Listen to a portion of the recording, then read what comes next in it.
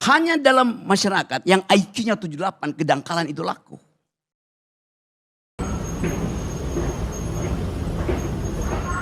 Halo semuanya, balik lagi bareng gue Sanggala Tenang.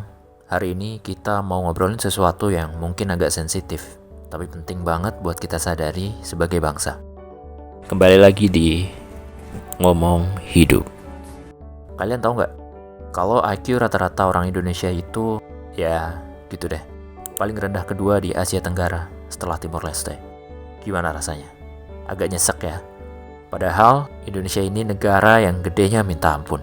Sumber daya alam melimpah, orangnya banyak, tapi kok bisa rata-rata IQ-nya segitu? Nah, ini nih data yang bikin kita garu-garu kepala. Rata-rata IQ dunia itu 100, tapi IQ rata-rata kita cuma sekitar 78. Miris kan? Ini bukan cuma soal angka, ini bisa jadi cerminan kualitas sumber daya manusia kita, yang ujung-ujungnya ngaruh ke masa depan bangsa. Jujur, pas pertama kali tahu data ini, gue langsung mikir, kenapa ya? Apa yang salah? Dan setelah gue coba riset, gue cari-cari, gali informasi dari berbagai sumber, ternyata ada 2 biang kerok utama yang bikin IQ rata-rata kita segini. 2 masalah fundamental yang saling berkaitan dan dampaknya luar biasa besar. Yuk, kita bahas satu persatu. Anggap aja ini investigasi bareng. Biang kerok pertama, gizi buruk dan stunting. Oke, biang kerok pertama yang paling dasar dan paling parah dampaknya, gizi buruk dan stunting. Ini bukan cuma soal perut kenyang cuy. Ini soal nutrisi yang masuk ke otak dan tubuh kita sejak dalam kandungan sampai masa pertumbuhan emas. Coba deh jujur, di sini siapa yang sehari-hari sarapan pakai mie instan? Atau makan siang lauknya mie instan sama nasi? Ayo, ngaku. Gue tahu ini umum banget di Indonesia. Kenapa? Ya karena murah, gampang, dan enak. Tapi kalian sadar gak sih, ini tuh bencana nutrisi. Mie instan itu isinya karbohidrat dan lemak. Minim banget protein, vitamin, dan mineral. Nasi juga sama, dominan karbo. Jadi kalau makan itu doang, ya jelas nutrisinya nggak seimbang. Banyak banget loh orang tua yang masih ngasih makan anaknya begitu. Bukan karena nggak sayang, tapi karena kurangnya pengetahuan tentang gizi. Mereka kira asalkan anak kenyang, itu udah cukup. Padahal otak dan tubuh anak butuh nutrisi super lengkap buat berkembang optimal. Contoh nih, sebungkus mie instan harganya berapa? 3 ribuan? Yang versi murah ada yang 2 ribuan. Nah, telur sebiji berapa? Kurang lebih sama kan? Tapi kandungan gizinya jauh beda.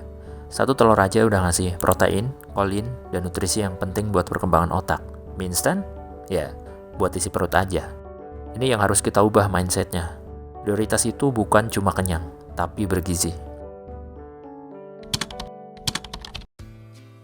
Dan dari pola makan yang kayak gitu, lahirlah masalah yang namanya stunting. Apa itu stunting?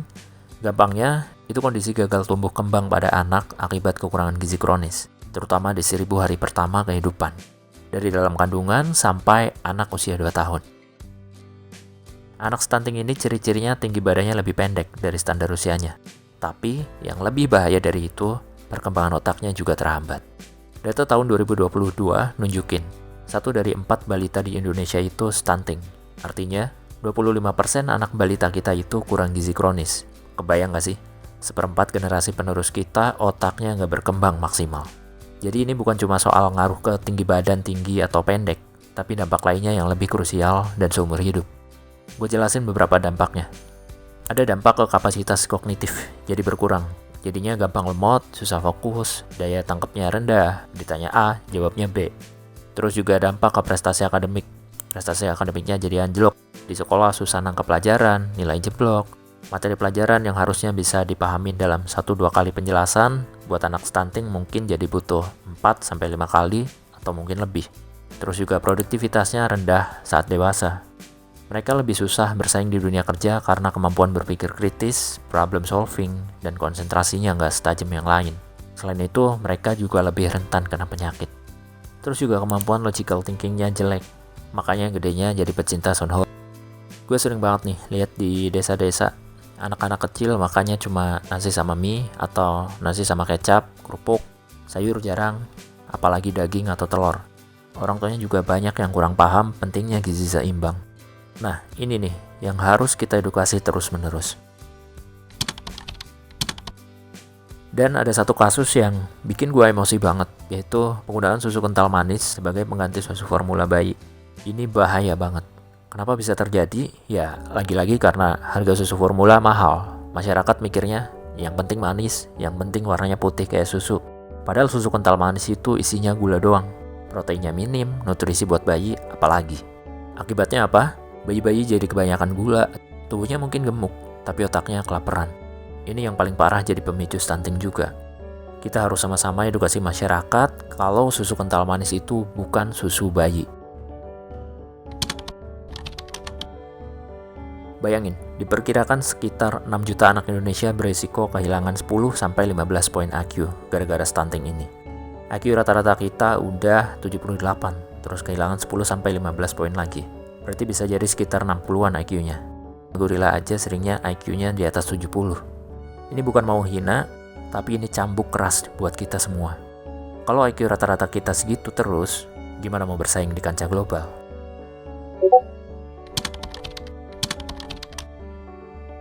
Oke, biang kerok kedua yang gak kalah penting, sistem pendidikan kita dan kemampuan berbahasa, khususnya bahasa Inggris. Ini masalah yang kompleks banget, banyak faktornya. Kita harus mengakui, akses ke pendidikan berkualitas di Indonesia itu masih jomplang banget. Anak-anak di kota besar mungkin punya fasilitas lengkap, guru-guru terbaik, materi belajar yang canggih. Tapi gimana dengan mereka yang di pelosok atau di desa-desa terpencil? Belum lagi faktor sosial ekonomi keluarga, bahkan gender. Banyak anak yang terpaksa putus sekolah karena harus bantu orang tua kerja atau karena dinikahkan dini. Kesenjangan ini jelas banget ngaruh ke skor PISA kita atau Program for International Student Assessment. Indonesia itu skor PISA-nya cenderung menurun loh dibanding negara-negara lain. Ini artinya kemampuan membaca, matematika, dan sains siswa kita masih jauh dari harapan. Kalau pondasinya aja udah goyah, gimana mau bangun gedung yang kokoh? Satu lagi, soal pelatihan guru. Banyak banget guru-guru kita yang, maaf ya, belum dibekali pengetahuan yang cukup soal psikologi pendidikan atau kesulitan belajar. Contohnya, disleksia. Disleksia itu bukan bodoh ya, tapi cara otak memproses informasi bahasa itu beda. Nah, kalau guru nggak paham ini, anak yang disleksia bisa dianggap males atau bodoh, padahal dia butuh penanganan khusus. Bayangin, dari 40 siswa SD, kemungkinan ada 4 anak yang disleksia dan nggak terdiagnosis. Ini PR besar banget buat sistem pendidikan kita. Gimana mau mengoptimalkan potensi anak kalau kita bahkan nggak tahu masalah dasarnya apa? Nah, sekarang kita bahas bahasa Inggris. Nggak bisa bahasa Inggris. Kenapa ini penting banget? Jujur ya, kalau kalian mau maju di era sekarang, bahasa Inggris itu wajib hukumnya. Indonesia itu peringkat 81 dari negara-negara di dunia dan peringkat 14 dari negara-negara di Asia untuk kemampuan bahasa Inggris. Ini rendah banget. Kalian tahu nggak, sebagian besar sumber daya berharga di dunia ini, entah itu riset ilmiah terbaru, buku-buku bisnis terbaik, tutorial teknologi canggih, atau bahkan informasi dari AI, itu semuanya dalam bahasa Inggris, kebanyakan. Kalau kita nggak ngerti bahasa Inggris, berarti kita tertinggal dari arus informasi dunia. Di era sekarang, batas negara itu makin kabur. Kita bisa kerja buat perusahaan asing dari Indonesia, atau bersaing sama orang dari negara lain. Kalau cuma bisa bahasa Indonesia doang, ya gimana mau bersaing? Apalagi dengan munculnya AI yang sebagian besar pikirannya itu pakai bahasa Inggris. Kalau kita nggak bisa ngobrol sama AI, gimana coba? Kemampuan bahasa yang kuat, baik bahasa Indonesia yang baik dan benar, dan bahasa Inggris yang fasih, itu kunci buat kita bisa berpikir jernih, berkomunikasi efektif, dan beradaptasi sama perubahan. Oke, tadi kita udah bedah masalahnya. Sekarang, yang paling penting, solusi. Apa yang bisa kita lakuin, baik sebagai individu maupun sebagai bagian dari masyarakat untuk meningkatkan kualitas SDM kita? Pertama, tingkatkan gizi anak. Pertama dan paling utama, perbaiki gizi anak. Ini PR besar kita bersama. Pemerintah harus serius mengalokasikan anggaran stunting. Jangan sampai dana yang seharusnya buat beli telur atau makanan bergizi malah dipakai buat rapat-rapat atau perjalanan dinas yang gak jelas. Ini kan duit rakyat, buat masa depan bangsa. Buat orang tua, yuk mulai sekarang prioritasin gizi anak. Nggak perlu mahal kok. Telur, tahu, tempe, ikan, sayur-sayuran lokal, itu semua sumber protein dan vitamin yang terjangkau. Biasain anak makan makanan seimbang, protein hewani dan nabati, karbohidrat, sayur, buah, dan susu. Jangan lagi kasih mie instan sama nasi doang sering-sering. Jangan lagi pakai susu kental manis buat bayi. Edukasi diri sendiri, edukasi tetangga, edukasi keluarga. Ini investasi masa depan anak kita dan bangsa. Kedua, perbaiki sistem pendidikan. Gue tahu ini PR pemerintah dan nggak bisa selesai dalam semalam. Tapi kita sebagai masyarakat harus mengawal dan mendukung. Apa yang bisa diperbaiki? Pertama, pelatihan guru yang lebih baik. Fokus ke metode pengajaran yang inovatif, psikologi pendidikan, dan deteksi dini kesulitan belajar. Kedua, kurikulum yang relevan, yang bisa ngembangin critical thinking, problem solving, bukan cuma hafalan. Ketiga, akses yang merata. Pastiin semua anak di pelosok pun punya kesempatan yang sama buat belajar dengan fasilitas yang memadai. Keempat, ini penting banget, peran orang tua. Orang tua juga harus jadi mitra sekolah, bukan cuma pasrah. Ingat, pendidikan paling utama ada di keluarga. Solusi ketiga, kuasai bahasa Inggris sebagai bahasa kedua. Kuasai bahasa Inggris sebagai bahasa kedua. Ini bukan lagi pilihan, tapi keharusan di zaman sekarang. Kenapa? Karena dunia sekarang tuh udah tanpa batas. Lu bisa kerja buat perusahaan luar negeri tanpa harus pindah negara. Bisa jualan ke orang luar lewat internet, bahkan bisa dapat ilmu dari universitas terbaik dunia asal ngerti bahasa Inggris. Coba deh pikir.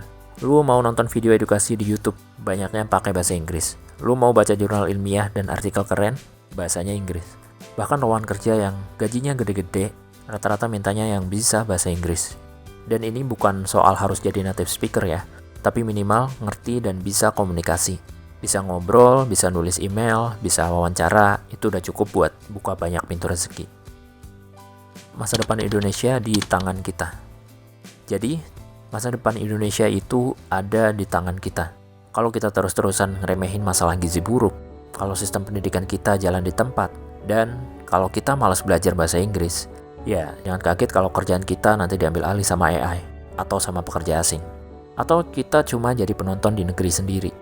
Ini bukan cuma soal IQ, tapi soal kesiapan kita ngadepin tantangan global. Kita harus bangun kesadaran bersama, mulai dari diri sendiri, dari keluarga, dan lingkungan terdekat. Kita bisa kok ngubah semua ini. Indonesia ini bangsa besar. Kita punya potensi yang luar biasa. Tinggal gimana kita bisa mengoptimalkannya. Jangan lupa like video ini kalau kalian suka, share ke teman-teman dan keluarga biar makin banyak yang tahu soal informasi ini. Komen di bawah masalah apa yang berpengaruh banget di kehidupan masyarakat saat ini. Dan jangan lupa subscribe channel ini biar nggak ketinggalan pembahasan-pembahasan menarik lainnya. Gua pamit, sampai jumpa di Ngomong Hidup berikutnya. Bye.